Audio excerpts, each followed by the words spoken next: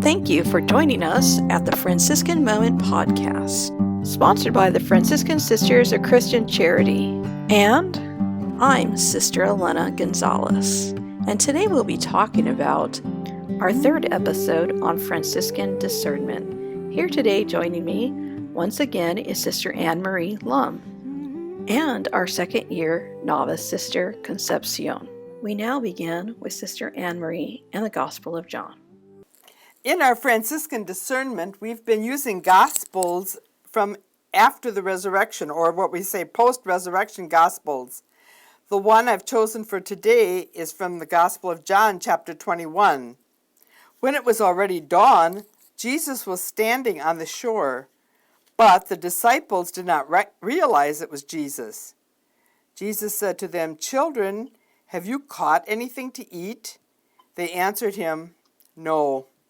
So he said to them, "Cast the net over the right side of the boat, and you will find something." So they cast it, and were not able to pull it in because of the number of fish. So the disciple whom Jesus loved said to Peter, "It is the Lord." When Simon Peter heard that it was the Lord, he tucked in his garment, for he was lightly clad, and jumped into the sea.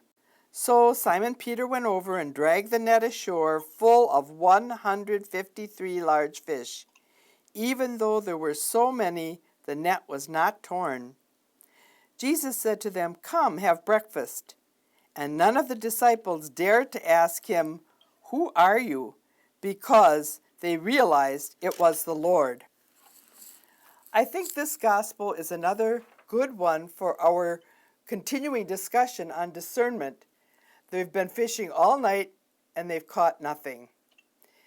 It was in that practical, ordinary, everyday action, Jesus saying, "Put the net here." They did it and they caught a lot.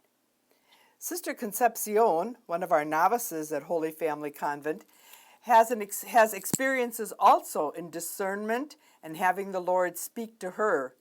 Sister Concepcion, what comes to your mind when you think of Jesus calling you or giving you guidance or direction? Think of how the disciples are out in the sea and they're fishing, but they're also searching for Jesus, and I think that's a searching that we also look in our lives. I think particularly if you are discerning, that part of us that needs him. There's never an end to that. To further develop our relationship with Christ. And Peter and the apostles in that boat were doing that also, questioning themselves what happened, and then they have the Lord there.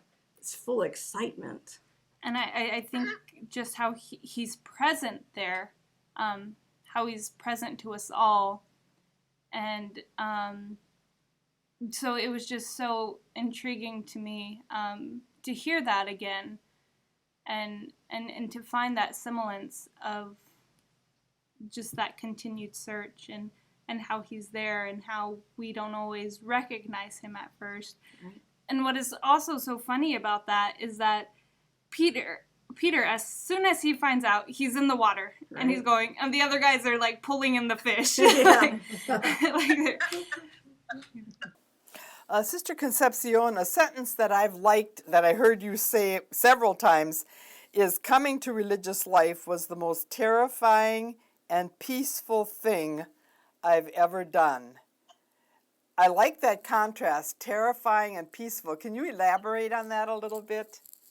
So there's so much to following God that is completely terrifying, I think, because it goes against our own plans, our own ideas of success, or whatever.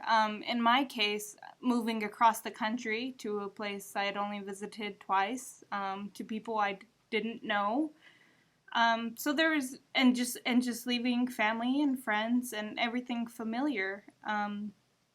So there definitely kind of was, if you think about it, it could be terrifying, but there was also just such a sense of peace that, like, I was terrified in a sense if I thought about maybe what the world told me I should be terrified of, but just so peaceful of this is where God was calling me. Mm-hmm. And the peace really wasn't even my own, but it was a gift, because it's not a peace that I could have manifested myself, because what I was manifesting myself was terror, I guess. Terrified, yes. So you're a lot like Peter there when you jumped in. I mean, I see the parallel there so clearly. You jumped right in and, believed that it was Jesus calling you and moved across the country. I think it's such a great sentence, terrifying and peaceful. I love that contrast. Just like the apostles also, how terrified they must have been the first time seeing the risen Lord, and be able to accept that into their hearts, but with that peace, with that excitement, but yet a little bit of terrified. But with that, as you're saying, there's peace, but there's also a joy that goes with it. If you are called, your life will be full and filled with many graces, so you can enjoy this beautiful journey of religious life.